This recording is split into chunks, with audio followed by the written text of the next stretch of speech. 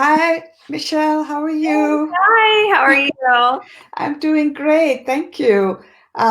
First of all, I wanted to thank you for coming on and giving us your time to kind of go over a lot of the things that you've done. You're an extremely, supremely accomplished physician, and I'm just so proud and happy and honored to bring you on. And I think our audience is going to really enjoy this session. I have asked people who are on to start posting questions in the comments box, and then we can address them as they come on. But what I would like to do first is introduce you to our audience and just go over your bio a little bit. Okay. So Dr. Michelle Thompson-Olson is an like I said, extremely amazing physician who's triple board certified in integrative medicine, lifestyle medicine, as well as osteopathic family medicine. And you've done a lot of different things. You have created a free healthy living series for patients who they just have the opportunity in the community to gain knowledge around, better and healthier living. And you've made it such that they're eligible to receive credit towards insurance deductibles, which I think is great. You've definitely taken your approach out of the office and you are active in teaching like whole food plant-based diet to people in the community, creating cooking programs, and also you do programs like Shop with the Doc, meditate and not medicate. I love that. Aging with balance and grace, where you actually introduce people into Tai Chi, Qigong, and yoga. And then you have an interactive experience called Dinner with the Doc and Eating to Reverse Disease, Food is Medicine. I'm particularly interested in your Healing the Healer program. And then, of course, last but not least, is the Teaching Kitchens. And I understand you're also faculty at you have a family practice practice as well. So great. Oh my goodness. We have so much to cover. I might have to do like 3 parts with you. Yeah, that's okay. That's okay. I'm happy to be here with you. So, yeah, Awesome. So Michelle, I like to start by just asking kind of like about your journey. How did all of this come about, and where you're at now, and then we'll just take it from there, and we'll go from there. yeah. Well, I have an interesting background. I actually was running a massage therapy school in 1998. I was the director of Great Lakes Institute of Technology Massage Therapy School. And I was in medical school at the time. And that's where I was doing two things at once. And I was kind of on the Eastern path, and then I was on the Western path, and I blended the Eastern with Western right from the very beginning. So in medical school, I really just started thinking about everything very differently.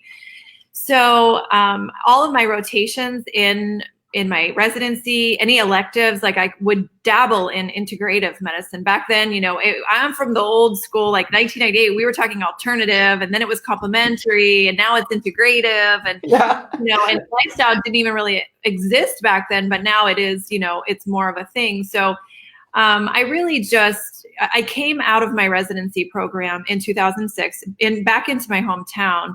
And my very first lecture I gave for my community, they wanted to welcome me to the community. And my lecture was reversing diabetes with diet, exercise, and lifestyle changes. And this was in 2006. So Wow. it wasn't really like a popular thing to talk about that back then.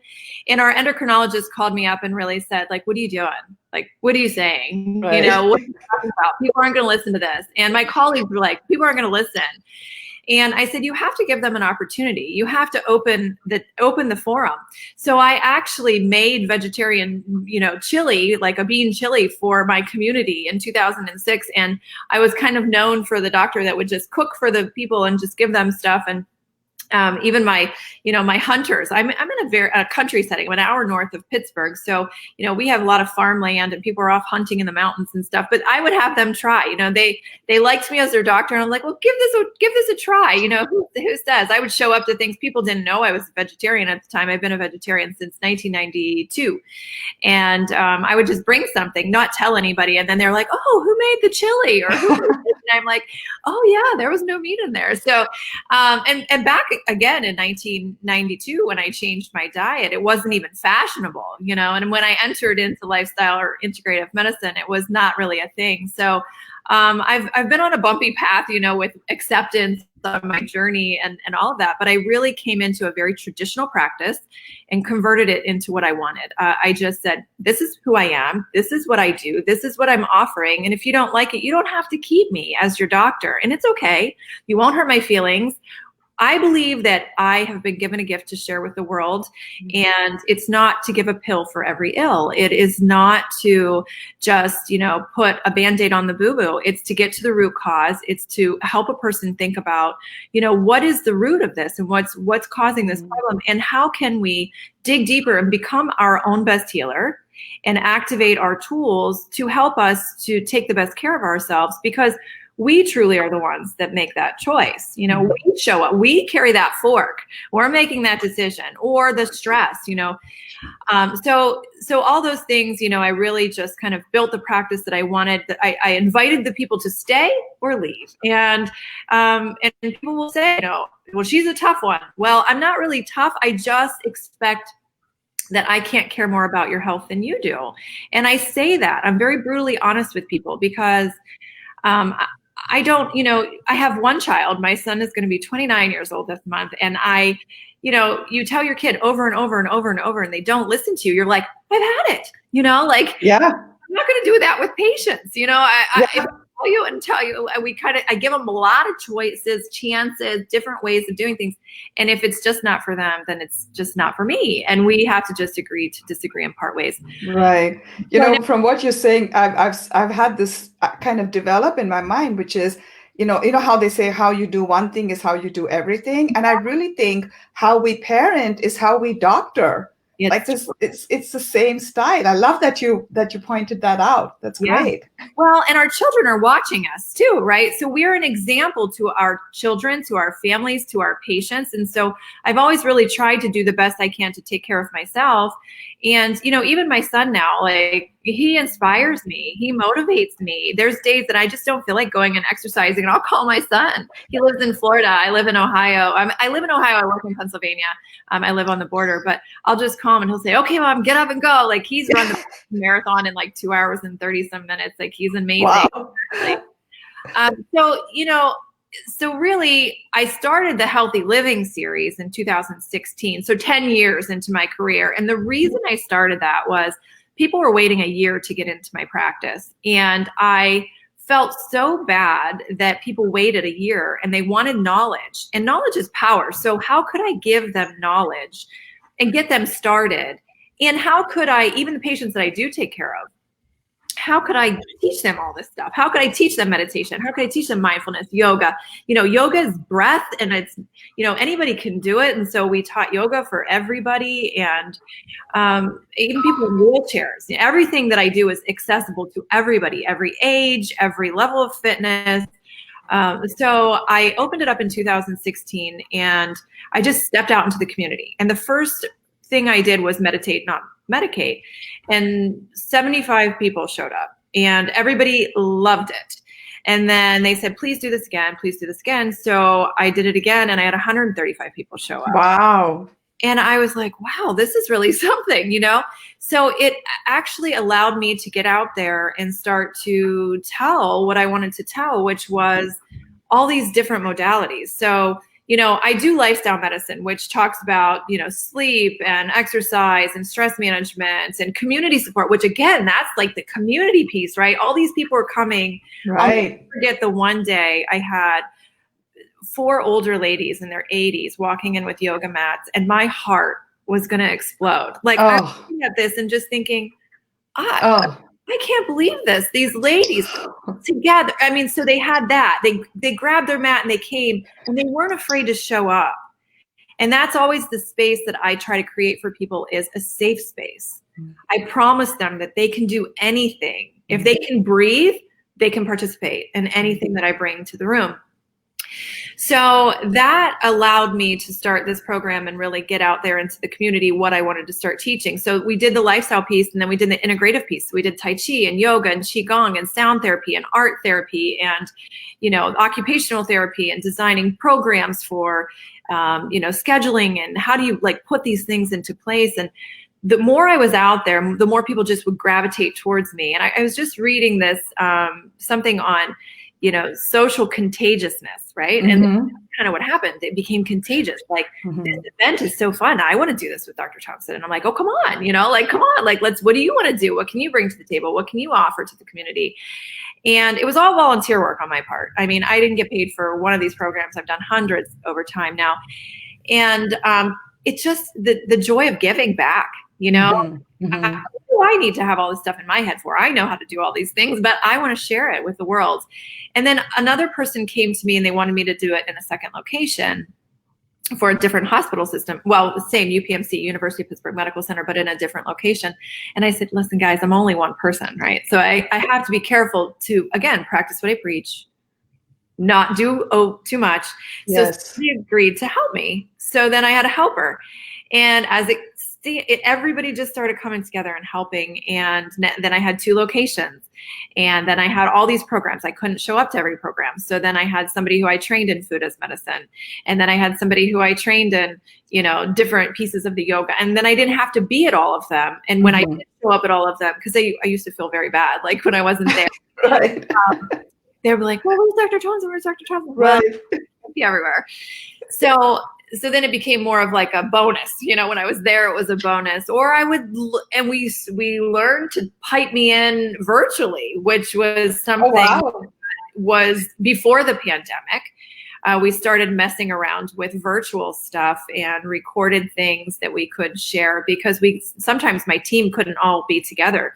It was amazing. We did a program at Cleveland Clinic on personalized medicine, and being in control of your own health and wellness. And my whole team was able to be there. And it's always the best when my team is together. I have Dr. Melissa Kerr, who is an integrative physical therapist, who's a yoga therapist, Tai Chi, Qigong. She's absolutely amazing. And then a sound team who does the gongs, the bowls, the flutes, and they do some energy work and things like that. So we were all able to be together at Cleveland Clinic, but then I went out to Nemacolin and Woodlands and did a physician wellness for Pennsylvania Osteopathic Medical Association. We couldn't be together because Dr. Melissa Kerr was teaching goat yoga to the Cleveland Indians. So she's in Cleveland and I'm in, Farmington, PA, but we piped her in. So we and this is on our website, bewelltherapies.org, but she did a Tai Chi and yoga or Tai Chi and Qigong for healers, for physicians. And it was great. And everybody was able to participate. And again, it made my heart happy because we had 100 docs in the room at that physician wellness event for healing the healer. And, self-care is the new healthcare and all that. And they were able to participate. And she wasn't in the space. So we were dabbling in this world of virtual and how do we all be together before the pandemic hit. Then the pandemic hit and we decided to go online. And so, again, I think that the importance really to me was community. Social isolation is a very poor determinant of health. And so these people needed to still have a space to go. And so I did a social hour, and that is on my website too. If I have a program, we put it on the website, bewelltherapies.org. My programs are always free. It's just me donating my time, which I think is the best thing I could give to the world. You think about, should I give money to this organization or that organization? I just need to give my time, that's what I feel like for me is very meaningful. So we did food as medicine during the pandemic. We did boosting your immune system. We did exploring your microbiome. We did exercise as medicine. And we just did all these programs together. And we had, I think, up to 100 people on our Zoom. Wow. 83. But it was cool because before I wouldn't post a time zone. And then people were like, what time zone is this? And I'm like, now my people are in my programs in California, Chicago and New York and Florida. And that's been fun for me to be able to network. So again, like having you do these things with us docs all over the United States and world, we're really networking across the world now, which is fantastic because we need our tribe. If we're going to change the healthcare system, we need and we need to stick together. We need to get ideas. Like you had said to me, like what are we going to talk about? Well, what do people need to hear to help them to take this journey in medicine to really change the healthcare system? And it's just taking one step out of brick and mortar and not being afraid to spread things and try something. Yeah, I think that's where a lot of us get sort of hung up. We kind of have this idea, and I think some of it is just from our training, right? It's like when you go through medical school and residency, you already sort of have an idea of what your attending life looks like. Either like as I was an internal medicine doc, I thought, well, I'll either be doing primary care in clinic, or I could be a hospitalist, but not in any idea of really like going out in the community and just offering these other things that you could just show up, like you said, right? And so we kind of get stuck in this mode of, but I need this, and I need a certification, and I need, what about malpractice, and what about, other types of insurance, and where do I find space, and where do I find, collaborators? And this was me. I'm just talking from my own, personal experience. It's very common. I think it's more often than not. Yeah. So I was just wondering, like, how was your mindset to kind of break through? I mean, it sounds like you were so passionate about it. Like these things weren't even like obstacles that you didn't even consider them as obstacles, like, right? No. Yeah. Well, the one thing, again, comes back to parenting. So I tell my son always, you're never stuck. If you're not happy, just change. And, he's kind of called me on that a couple times during the 28 years so far. He moved to Florida, and then he moved home from Florida, and then he moved back to Florida. Like, I taught you, you're never stuck. But I always, and I still say, I don't know what I'm going to do when I grow up. I just want to do what feels right. And so for me, I very much believe in just exploring. The joke in our family is I'm Dora the Explorer. I'm always off looking to do this or that. And I'm always kind of bringing the fun to the room, and what next? And my husband's like, you're never just going to just stop, are you? No, I'm not. But that's boring. Yeah. I mean, I have so much fun in my job. I mean, my patients will tell you, I love my work. It never is like, oh, I have to go spend another day in the office. But I created that. I created what I wanted. And I think often we feel as family medicine, I have had some ridicule. What, you're not going to treat diabetes anymore? And I said, no, I am, but I'm going to treat it with diet, exercise, and lifestyle changes. That's the way I want to treat it. I don't want to treat it with continuing to increase insulin and add meds for this and add meds for this. That's not my choice. Just like I chose to not do abortions for a living, or I chose to not do internal medicine, or I chose to not do orthopedic surgery, I can choose my path, and that can change. I no longer do pap smears regularly in family medicine. I did for years.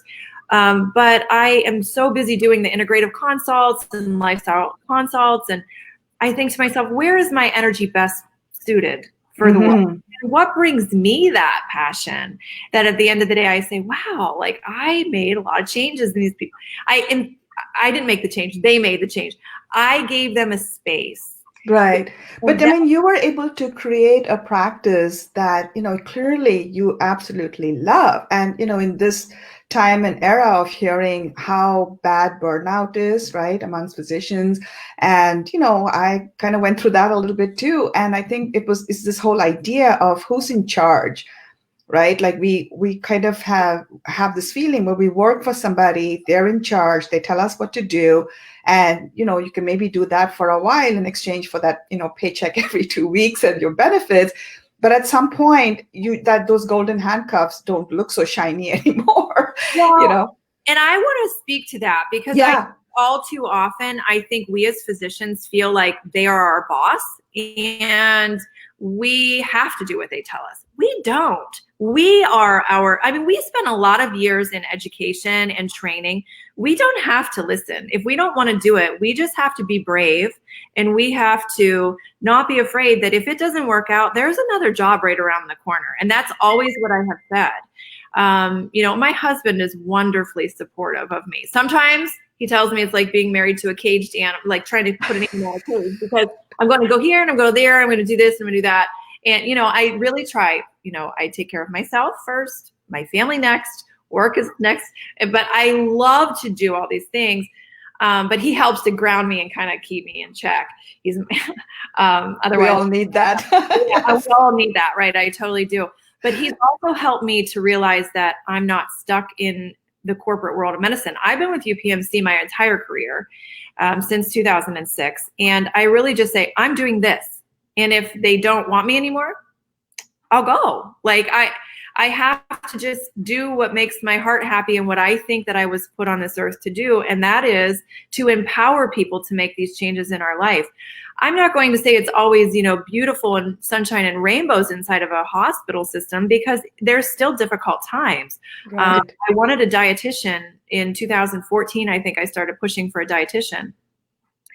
And I pushed and I pushed and I put my boxing gloves on. And that's what I do say is, in this hospital system, I do feel like I really have to wear boxing gloves to get what I want. But I put them on, and I'm not an aggressive person. I'm a yogi, tree hugging, peace love yoga girl, but I will put them on if I think it's for the good of my patients, my community, my colleagues, the system, the healthcare, the change. I will put them on, and I have won each time I put them on, because I think they realize in the end that healthcare is moving in this direction, and they have been supportive of me. Even sometimes they'll tell me, we don't know how this is going to work, and we're going to try it. And one thing I can just say is, I said to them when I did my dietitian model, just give me a dietitian and let the dietitian see the patient, and then I'll come in and bill the visit. And so I was doing all the work. I was doing extra work. So I was seeing 10 more people in the day and doing all the chart, but they still had, I'm seeing my normal load that I had, but then 10 more to be able to, kind of, and that was kind of crazy, but it worked. Mm-hmm. And so then my patients had a dietitian, and I wasn't doing the dietitian piece. Right. That I can do, but again, my brain doesn't need to be doing that. I need to let the dietitian do that. Right, right. So what is like your regular practice? You mentioned that, it sounds like your patients are very much on board with your philosophy, and open to, doing things differently rather than more insulin. They're willing to maybe look at their diet or exercise more.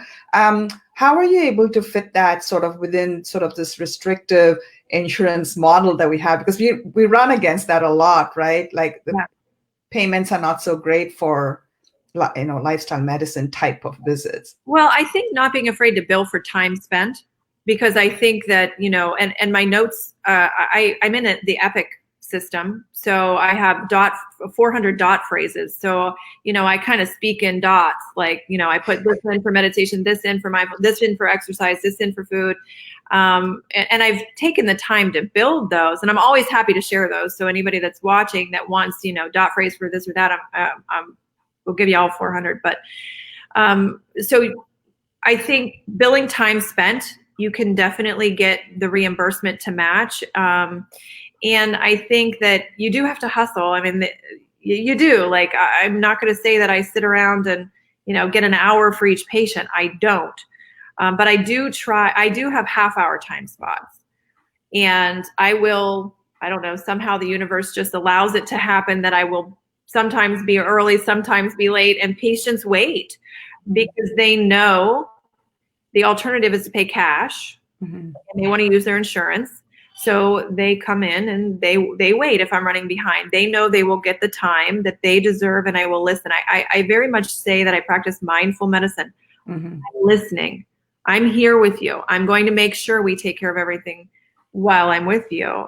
And that's important to me. That the thing I end with every time is, have I addressed all your concerns? Do you have any further questions? I never want somebody to feel rushed and,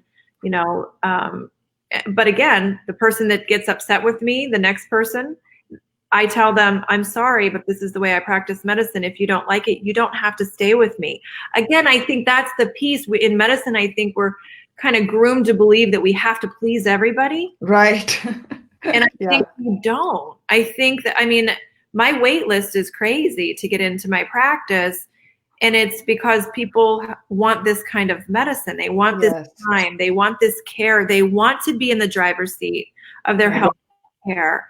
And I do that for them. I tell them, I don't make the change you do. I just am your biggest cheerleader. I'm just going to give you all the tools you need so that you don't need me. I don't want you to need me. I want to see you on your yearly physical and say, come on, let's just get you to 100. Like, isn't that all of our goal, is to just live beautifully and age gracefully in this very stressful world? So, I think you have to not be afraid of that too, is just saying to people, you can't please everybody. In the beginning, people were very unhappy with me when I wouldn't give them their narcotics, and when I wouldn't see them when they didn't bring their blood sugars to their visit. And they one guy, I remember, he cried. He's like, "What do you mean you won't see me?" I said, "You have to bring your blood sugars.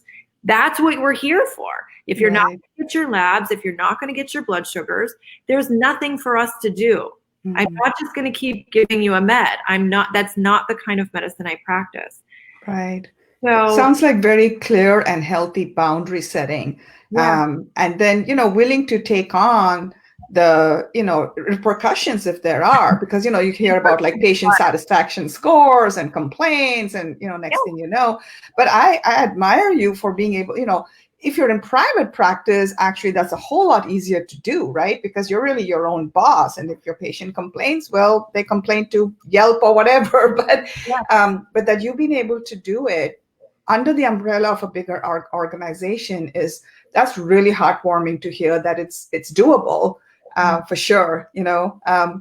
So Michelle, you've been doing this for so long. What I was wanting to maybe touch on one or two of the projects that you're involved in, and I'm just going to let you pick whether it's the Teaching Kitchen or Heal the Healer or the Healthy Living, anything, because I'm going to bring you back. You know that. Okay. So let's start with so the programs led into me doing all this for the community, and at one point I really took 2 steps back and thought to myself, oh my goodness, the physicians need this. If I brought this to the physicians, then they would be able to bring this to their patients. What I noticed is that the physicians weren't showing up to my Healthy Living series because they didn't want to fraternize with the public. So I decided to put together Stop Physician Burnout and Healing the Healer and, all these things specifically for the physicians, and Doctors in the Kitchen Food as Medicine programs to teach them and to feed them and to create CME for them. And so that we could, again, have a piece of camaraderie, which is missing in medicine right now. So I rolled that in, I think a year after I started the Healthy Living. And again, I started backing myself out of some of the Healthy Living and doing more of the physicians and giving people in the community pieces to the, the community piece, and putting me more in the driver's seat of the physician spots, because the physician, you should be with them. So I think that has been important for me, because so much physician suicide was happening. And I think it's because of exactly what we're talking about, physicians feeling stuck and feeling like they don't have a way to turn. And just as I taught my son, you're never stuck, I tell that with my colleagues, like, I will be here for you. Just come to me. And when I do the programs, historically, they don't come up during the program or talk so much during the program, but they do email me later or reach out to me later. And that, again, warms my heart, because we all need somebody, and nobody should feel helpless and hopeless, especially us healers. Right. I mean, giving all day long. Who do you go to for space? And I want to be that person for my colleagues. So that's kind of where Healing the Healer came in. And really, and that has, I'm part of the Physician Wellness Committee for UPMC, and take my sound therapy team. And, we teach Tai Chi, Qigong, yoga, aromatherapy, different things like that, different pieces. And then, the Teaching Kitchen part, I just love. I mean, that started with Doctors in the Kitchen, Food as Medicine. And then I started teaching the residents. So the medical students and residents, we go in the kitchen for Journal Club, which is so fun. I love being in the kitchen. It's my favorite part of my job. I have my spinach shirt on. Oh, yeah. And I have aprons with broccoli and sweet peas and all that stuff. Like, that's like the fun part of my job. And what I noticed with that is that I couldn't get out and do as much, because I needed a kitchen and I needed this and I needed that. And then I just, what's next? Where are we going next? So I got a pop-up kitchen. So I have a suitcase that, the total cost is probably like $400 for the contents of the suitcase. And our suitcase, it's on my Dr. Michelle Thompson Facebook page. I started in January this year. January is the month that all health breaks loose, right? And it's like, Right. we're going to make a change. So my suitcase went all over the place. And then people were doing virtual programs. So they didn't have the suitcase, but they wanted to do it in their own kitchen. So I had friends in North Carolina and DC and, wanting to pop up Alaska, that wanted to pop up and just do a teaching kitchen for their community. That right? is so cool. Yeah. So my pop-up kitchen has been all over churches and schools and doctor's offices and you name it. I just wheel this thing around and, I have a little car and my husband's like, how are you going to get that in that car? I'm like, I don't know, but I got it in the car. And it's fun. It's fun. Yeah. You make a recipe and what we do with it is we go based on the daily dozen. Dr. Greger has the 12 things that you want to do in your day that there's an for it. So we just teach that. We have handouts of the daily dozen and we just tell people, consider eating real food. That's it. Like consider nutrients. And if you have 12 people, so one of the things what we did last year, we actually had Teaching Kitchen live and we had 50 people each week for the whole month. And that was 200 people in the month of January, the month or the year prior. This time we had 20 to 50 people a day. Oh my goodness.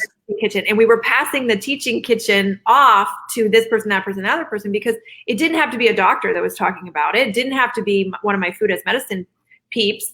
It could be anybody that was passionate about food, and then to talk about the daily dozen, because we can all, I think, agree that nutrients matter. Right. That's all we're asking, somebody to just show up and talk about the daily dozen and take it to your circle of friends. We all have our own circle of friends or family or people that we want to share it with. So it hit thousands this year. Wow. To me, just made me like so super happy about that. And then, so that was in January and I took the- What kind of recipes and stuff do you guys do in these pop-up kitchens? Like, you name it. So we did one of my favorite is kale salad. I like to do a bean salad, like a 5-bean salad because everybody likes that. I do a vegan cheese. Dr. Oz has a great black bean vegan salsa cheese. It's not cheese, but it's, made out of cashews. And, whatever is your favorite recipe, that's the thing. Like whatever you want to share, the sky's the limit. And we change it. We just do whatever feels right. We see if somebody has something they want us to make. And then everybody tries it. So now we're virtual, so we can't like go out and do all these things. But we did do this out at Nemacolin and Woodlands for the physicians. And then, I actually got, so now 2 things I'm working on, my big things now. Dr. Yum, the project, Dr. Namali Fernandez is an amazing pediatrician. If you don't know her, maybe you should bring her on. I would love to. Has written a book on nutrition in children, and she has a program teaching from the beginning at Head Start level with teaching the children and the families nutrition. And her website is phenomenal with resources that are free. She teaches how to make your own baby food. So I see a lot of kids, but I have a lot of families in my practice. I do see some kids, but I don't see a lot. And then I got a grant for that. So that's now going to be free in our community. Each, I have 10 different schools that are going to get trained in this and take this into their, the circle. And this is called the Dr. Yum program? The Dr. Yum project. Yeah. Okay. And the next grant that I got is a Doctors in the Kitchen Food as Medicine. So UPMC during the pandemic was giving away grants if you would qualify for our Physician Thrive project. And it is really to teach food as medicine to physicians. So I'm working with the Phipps Botany Hall Teaching Kitchen, and we're going to be doing programs for Doctors in the Kitchen Food as Medicine and trying to teach camaraderie, like build camaraderie amongst a group, and also teach whole food plant-based living or some recipes and just nutrient dense, thinking about food and it's going to be across the UPMC system. So I'm very excited about this because all the programs before the physicians had to pay to show up and now it's going to be free because I got this grant. So yeah, I'm really happy about that. And one of the things I'll give food lists for magnesium or potassium or constipation or calcium or iron. How many times when you were in your training did you say, oh, this person needs magnesium, here's a magnesium pill, this person needs potassium, here's a potassium pill. This person needs calcium. Here's a calcium pill. But I have food lists for all these things. So I start to, or constipation, here's some Colace. I just say, here's the food, eat it. Here's this, eat it. Here's this, And so that's been the passion for me, is teaching food as medicine to my colleagues, and just making them think like, oh, like if I'm constipated, maybe I should drink more water. Maybe I could have some tea. Maybe I could eat some prunes. Maybe I could eat some kiwis, some pears. Maybe I could exercise and move a little. Right. So, just helping them to think that it's not just here's hypertension. Reaching for a pill. Here's a pill, like it's just helping them to think outside of the box. We're all critical thinkers, but we get kind of pigeonholed into the system. This is what we were taught. So we don't know anything different. For sure. What is the impact you've seen? I mean, you must have seen a huge impact on your community with with all these projects you've been doing, both on the physicians as well as like the patients and the community at large. It's amazing. And for me, it just, again, it's so rewarding to show up and wherever I show up. And I show up wherever I feel like it. It's not like nobody gave me a set script of things to do. And I always tell people, I'll share my list of all my programs that I did, and find yourself a yoga teacher and just hang out with them, or find yourself somebody who does Tai Chi or sound therapy or art therapy. I mean, I don't do all these things. I can't teach people to paint. I mean, I'm certainly not good at that. I did one class. It was funny. I taught a class in art therapy, and they were teaching knitting, weaving, because it's very therapeutic and a meditative process, and right. So somebody didn't like it because their knitting didn't turn out. Again, it becomes very like our heads too much in it. Like it didn't look pretty or whatever. And they said, this isn't up to par with Dr. Thompson's normal programs. And I'm like, but this is my normal program. Like, you have to just be accepting of the fact that we're not going to be all good at drawing and singing and dancing and all of that. And I just kind of chuckle, because I think it's all an experience, and we all need to learn from every experience. Yeah. I taught dancing mindfulness with the Dancing Mindfulness, Dr. Jamie Marich, who is amazing. She is in our community, and people were afraid to show up to dance. It's intimidating. They don't want to be seen. And I think that's another barrier. One, as physicians, we should not worry about what people think, our colleagues. I am definitely not the normal doctor that I wear these fruit and vegetable shirts to work. With my but let's look at you, Michelle. You look like you are the epitome of what I think many of us physicians want to be, right? Like we didn't think that we needed to be like all serious, and of course we take care of like sick people and hold their hands through some really difficult times in their lives. But nobody said medicine can be fun. Like, what happened with that, right? Like, we can bring all these other talents that we have. I mean, so many physicians, like you said, like, I'm a meditation instructor. I mean, I got a certification and I don't even use it because, like you said, we have these things. Oh, physicians are quote unquote not supposed to do this or show this part of that part of the other. And I have to say, though, it seems like it's becoming much more open. I'm seeing a huge change that we're willing to talk about it.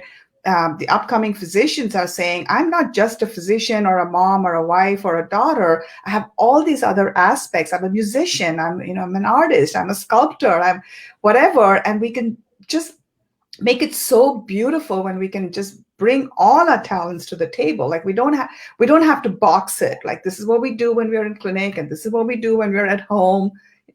So I like that idea a lot. Yeah. And it's been fun for me to actually be home. I'm doing telemedicine now, so I'm actually seeing patients all over. I mean, because with the pandemic, there's no borders, boundaries. We can see patients all over the place. And that's been fun for me, because I will go to my yoga mat with them. I will take them and show them my tea cupboard. I will show them my masala daba tray that has all my spices. I have do you know what a masala daba tray is? Yes, I have one of those. So I have two of them, but mine too, actually. Yeah. Yeah, mine probably don't have what yours have in it. Mine has like, chia and flax and coconut and ginger and nuts and seeds and all kinds of things that to add diversity of nutrients into our food. So we use it for breakfast, for our smoothies, our oatmeal, for our soups, for our salads, for our cooking, for stir fries. So I'm able to show them that. And I have a tower garden, an indoor hydroponic aero garden that I love. So I'll walk into my office and just show them my Tower Garden. And so I feel like that's been good too, the telemedicine part for me to be able to reach people at a further distance. But you're right. I mean, I think that we don't have to be defined by just because I'm a doctor. I have to wear my white coat and I have to, do this and that. One thing I can also share with you is I still do end of life care. I still take care of hospice patients. And, I almost went to Cleveland Clinic. I was looking at their director of integrative and lifestyle medicine program a couple of years back, and it would have been a consultant only position for me. And I thought long and hard about that. And I love family medicine because you're in it and you're actually interacting and taking care of people in a different way. So I'm grateful I didn't go there because I still love that end of life care. I still love holding hands with my patients and making their end of life as beautiful as the middle, as the beginning. And so I don't foresee myself ever leaving family medicine completely because I have this passion for just living our best life and making death beautiful as it can be, and making them not afraid and to feel loved and cared for. And, it doesn't end until we take our last breath. And I think that that's another important point, as I tell people, as long as you have your breath, there's more right with you than wrong with you. And you have that ability, if you have your breath, to use it to make change.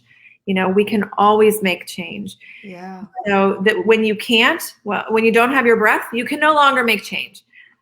Right.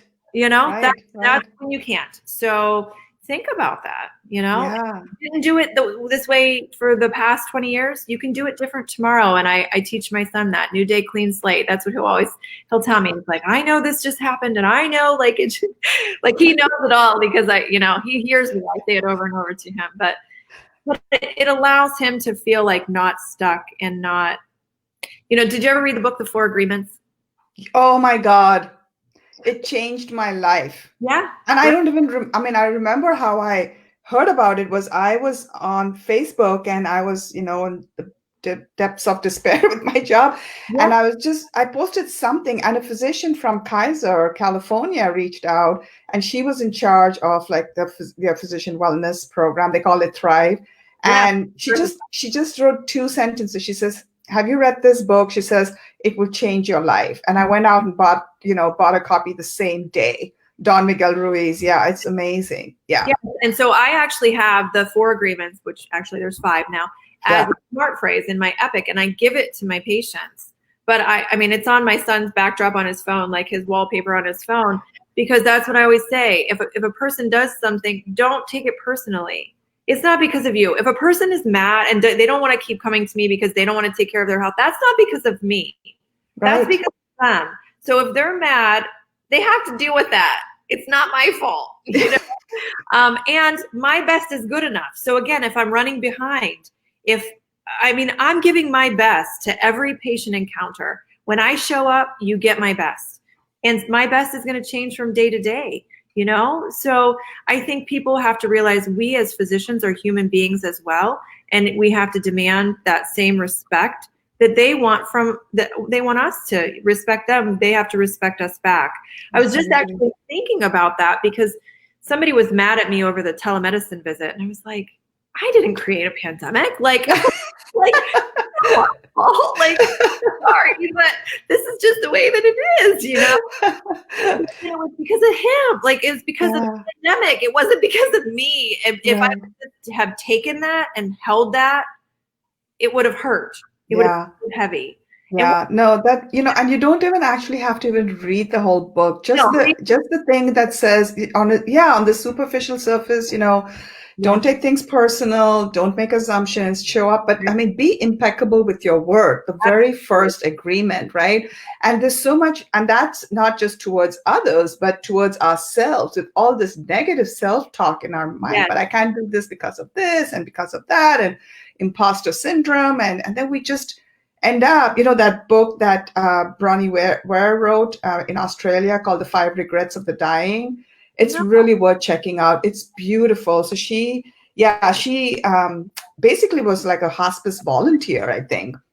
And she would talk to her patients, while I mean, they were on their deathbeds. Yeah. And then I think she wrote a blog, and then it got really popular, but she wrote a book called The 5 Regrets of the Dying. And that's something also I think about for myself, right? I don't want to be laying there on my deathbed thinking, what if, I wish I had done this. I know, Yeah. and I hear you every day. And that's why I live my best life. And I don't know, like, I wasn't a public speaker. That wasn't something that I planned to do, but I just show up and be me. I think if you're doing it for the right reasons and you want to just share knowledge with your community or with whatever circle you choose, people will come, and you don't have to be afraid to do that. And you don't have to have expectations. I have no idea what my future holds. I have no idea. One thing I can tell you is I'm just open and I'm free, and I allow the universe to be my guide. Right. A door closes, well then it's closed, and I need to just go a different path, and I will find my way. I will spread my wings and fly. I mean, that's what I've taught my son, and I have to believe. And sometimes it's scary. And a lot of times it's very scary, like jumping off that ledge. What have you been able to do, like, for physical spaces? Because that's something that I struggle with. I live in Kona. Right now I'm here in the Pacific Northwest, but I usually live in Hawaii. And like, how I've approached the library, and they're like, well, so, I mean, right now, I guess we could all just do virtual stuff, right? Virtual, but churches are great. Churches. You have to give a donation to them. We did our teaching kitchen in a church, and I think we gave $25. Oh, sorry, I'm getting a call. I don't know why that did that. Where did you go? Uh-oh, I can see you. You can see me, but I can't. And we can hear you. I can hear you too. Oh boy. Can you not see us? I can't. Oh, there. Okay. Sorry. It goes to my computer. We use the church kitchen, which church kitchens are amazing. So $25 donation or whatever you can give. And if you get bigger and you get, we did have people give donations to the teaching kitchen to cover food, or if they didn't want to donate money, they couldn't donate money. Everything, again, is always accessible for free. They could help us clean up or set up or whatever, but people didn't have to. And the hospital systems have community money too that you can use. So tap into your community resources, look for grants. I've actually had grant writers that approach me because they want the work done in the community, and just say, well, what do you see? And I say, well, I saw Dr. Yum project. I saw, the Physician Wellness Project. And so they'll write the grant. I don't write grants. They help me with the grant writing. And I just am the the brains behind putting these programs together to get to the people. We all have special talents. Mine is not writing. It's not art, and it's not singing, and it's not dancing. But it is sharing and collaborating. And I think that also not being afraid to reach out to your colleagues, just like you did to me.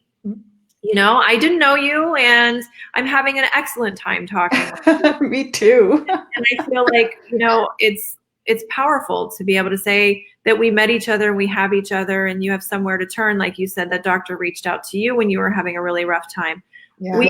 We are not alone. We have each other. We just have to not be afraid to ask for help and think that we're supposed to have all the answers. We don't have all the answers, and we need each other to relax.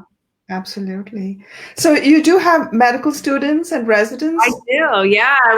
Tell me more about how you sort of motivate them, and what are some of the graduates doing now from what you've taught them? Yeah, well, I mean, they're incorporating it into their practice for sure. So we're not a site for lifestyle medicine, but they do lifestyle medicine rotations. There's quite a lot of paperwork that goes into the becoming a site specifically, that you come out and you can sit for the exam. But you don't have to do that. They can choose to sit for the exam. So it's all virtual now for the most part. I did my first resident virtually in May, and that was a wild ride. They go into the virtual exam room first, and they do their thing. I always allow them to just explore, and they have the 6 pieces of lifestyle medicine that they kind of quiz the patient about, how's your eating and your fruits, your veggies. And I have a handout I'm happy to share with anybody that would want that. And then they tell me that they are ready for me, and I come in and precept in the room. So I also have people that have reached out that want to just spend a day with me. So UPMC has a shadowing program. So any physician or resident or student anywhere can shadow with me for a day or more, and just see how a typical family medicine that's integrative in lifestyle goes, Yeah. and it could be a half a day, it could be a full day, it could be whatever it works for your schedule. But I think again, seeing each other in the way we practice is also powerful, because as you know, medicine is so much an art of Yes. how we do it. Yes. So, yeah. Yes. Cynthia says such great info about the use of grants and creating community programs. This helps to ask a previously asked question about bringing lifestyle medicine to low-income people.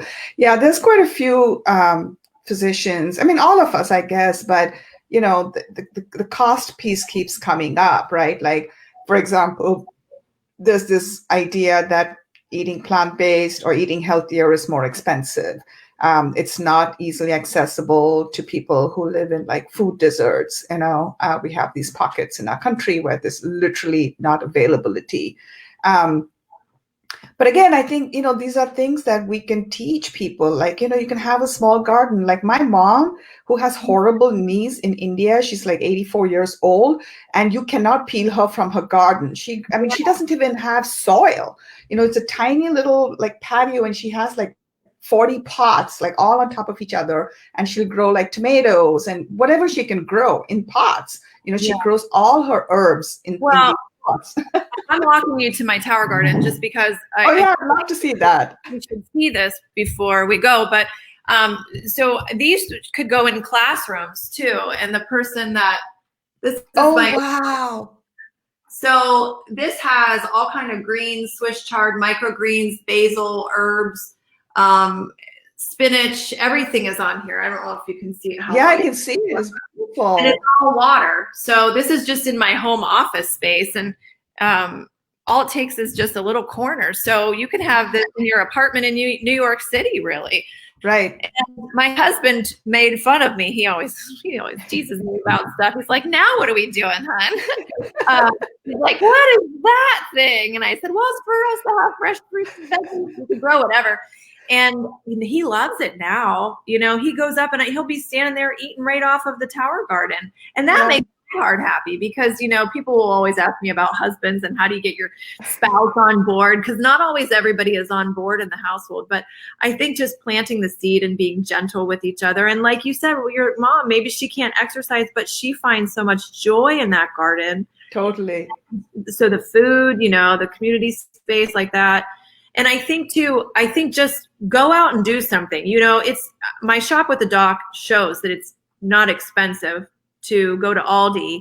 And that's why I went to Aldi, is because it's affordable. Mm-hmm. Beans and rice are cheaper than a steak. I mean, I haven't eaten meat, again, my whole entire adult life. I've never cooked a chicken or a ham or anything. I don't even know how to do that. But I went and priced it the one day just because I should know these things, right? Mm-hmm. Expensive. Yes.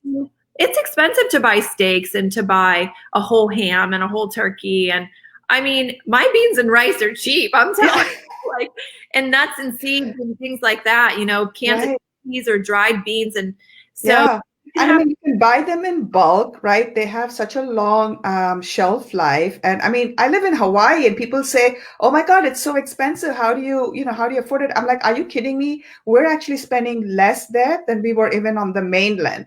My husband is a master gardener, so I'm lucky that way. And we grow lots of fruits and vegetables. But things are not that expensive in the farmer's market. And a gallon of milk is freaking $6 or $7. You don't drink it, right? You don't need it. I know. And I agree. Like, I hear that about Hawaii all the time. Like, milk is expensive. Well, don't buy that then. Right. And bread is expensive for some reason, but you can make your own bread. Like, how hard is it to make bread, So I agree. I think, again, but this is where we need to educate ourselves, just like you did. You went and saw what, a thing of ham costs. So you can say, hello, I looked at it, and you can buy 25 pounds of beans for the same price. That's a lot of meals, right? I know. And it's cheap to feed me. That's what I say all the time. It's cheap to feed me. I do buy some more exotic things like bamboo shoots and hearts of and those kinds of things are a little bit expensive. But, I mean, really, in general, I think my food budget is probably just as cheap as everybody else's, It's Right. a matter of thinking differently. So Right. And I think the other thing is teaching people to cook, right? Because less and less people are cooking, and the fast food culture and whatnot. And I think with the pandemic, like, I mean, they've run out of whole wheat flour and baking powder everywhere. You can't find it. So that's an indication to be, well, probably the food supply chains have been, messed up, but people are definitely cooking more because you literally cannot go out to a restaurant if you're, so that's another thing where you're modeling that in spite of being a busy physician with like all these things you're doing, you still have time to do the teaching, the teaching class, the cooking classes and teaching that. It doesn't have to be fancy. It doesn't have to be fancy. I find joy in it. It is probably my creative outlet and food pictures. I mean, my husband knows now he shouldn't touch his food before I take a photo. Like, he's like, should I take here, you just do what you need to do.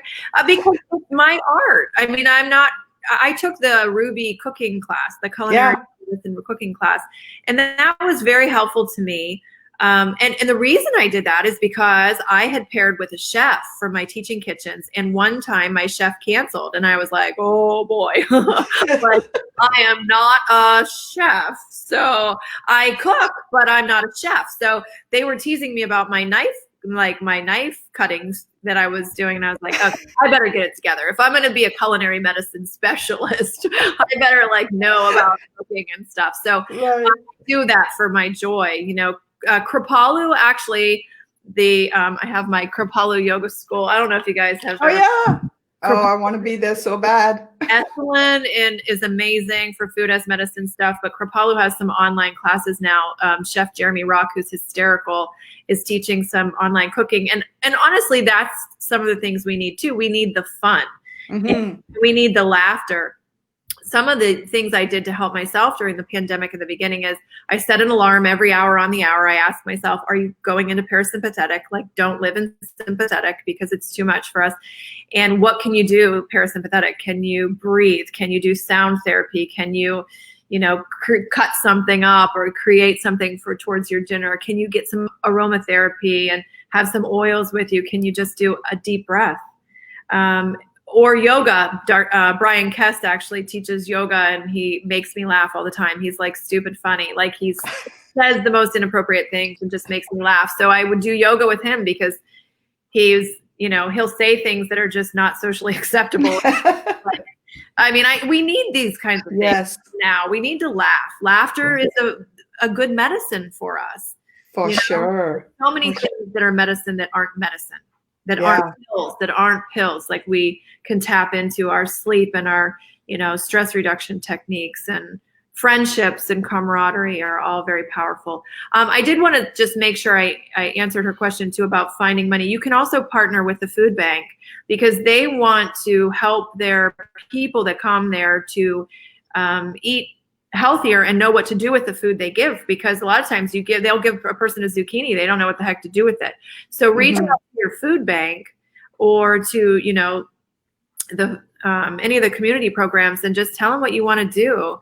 And if you get stuck, reach out to me. I'll brainstorm with you. I'm always up for a good challenge. And I love medicine for that reason. I feel like each case is individual and different, and we can just think about how can we make this work out for somebody, because it's always possible. If you want it, it's possible. You just have to decide, you have to decide. You have to not be afraid, and you have to just spread your wings and just say, okay, I'm going to do something a little bit differently.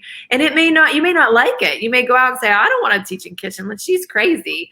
Honestly, I thought I was crazy at first because it was a lot of work. I was like, what am I doing? I was seeing patients from 7 to 5 and then in the teaching kitchen from 6 to 10. I'm like, oh my God. I'm hauling all this stuff around. Actually teaching cooking is so much fun. My husband and I do those in Kona. It's this beautiful gourmet kitchen that's attached to like a gourmet shop. We actually get paid for it, which to me is just icing on the cake. Right. But because she's got like an amazing setup, she sells 12 tickets. We can only accommodate 12 people, and everybody wants to learn Indian cooking. And I tell them, I'm not a chef, right? I take recipes from my mom. We don't measure, they're like, how much cumin powder in that? I'm like, do you see what I did? So when you said the masala, I've actually had people go out there on Amazon and order the masala daba, the box, because you're like, oh, it's got cinnamon and it's got cumin, it's got all these amazing spices. And I have to say, it is the most fun thing that my husband and I do for like the community. Like, and I don't even consider like I would totally do it even without like getting paid. Oh, yeah. But it includes it basically the ingredients and all of that, so it's a wash. But yeah, I mean, and that was just a fun thing. I never thought of it as lifestyle medicine associated. We don't call it, and we just call it vegetarian Indian cooking classes. And they sell out in this wait list on there. People are so desperate for this knowledge and to know how to cook. And I bring them on. I'm like, you guys need to learn how to chop the onion and the ginger and the garlic. Like, we don't prep anything. Like, I clean them and keep them ready to go, but we don't like show them how to chop and stuff, right? And then we show them how to, I'm like, come stir this pot, Yeah. And totally people like to do that. They like to be involved. And I think, we do have to think differently now in the world of, COVID-19, but we're doing things virtually through the FIPS program. And we're going to try to create some sort of platform where we can have that connection with the physicians and put some mind-body medicine stuff in there and some mindfulness and, stress reduction stuff, with the hopes that in the spring we'll be able to do a big event in person for, 200 docs, that we can be, if we still need to be socially distanced, that we'll be able to do that. Because that space is amazing. It's a conservatory with gardens, and I want to do like walking meditation and, just stopping to smell the flowers and to really look at things. And again, teaching mindful eating, that was another thing. Like, if I'm trying to tap into parasympathetic, can I just eat mindfully? As physicians, how often are we shoving things in our mouth and we're not taking the time to sit and be with our food and think about the life cycle of our food and absorb our nutrients the way we're supposed to? So absolutely. So there's some opportunities to create change. None of us are perfect. We all have things to work on. My son was just telling me the other day something about balance, and he was like, it's hard to balance. I was like, oh gosh, I'm forever trying to figure that out. Trying to figure it out before my last breath, trying to. That's so awesome. Michelle, oh my God, it's been an hour and it feels like it's been just 15 minutes. That's been so much fun. I love your energy. I love your enthusiasm. I really love your spirit. I just think, if more of us doctors are, and it's in us. I mean, I've met such fun, amazing physicians, and I think we just need to be willing to show that side of ours, not feel intimidated, not feel weird about it, and just come with a sense of service. I mean, I love doing these. People are like, why are you doing this? And I'm like, because it is so much freaking fun, like bringing people on who share the same philosophy. We're all part of the tribe, like you said. I mean, I started with like Ted Barnett and Sarai Stancic, and not a single person I've reached out has said no. They're like, oh my God, this sounds so cool. This sounds so fun. I had horrible technological issues when Jasmine came on, and like she could hear me and she couldn't see me. So I just told her, go solo. And she did such an amazing job, like about motivational interviewing, right? Like, it doesn't have to be perfect. Who cares? Just put it out there. Right. And that's, I think, what we have to remember. It doesn't have to be perfect. Nothing in life is perfect, and the minute you think that it's going to be, it's not going to be. So just show up and do your best. There we go. Full circle back to the 4 agreements. Your best is good enough. Absolutely. Just your best. So. Absolutely.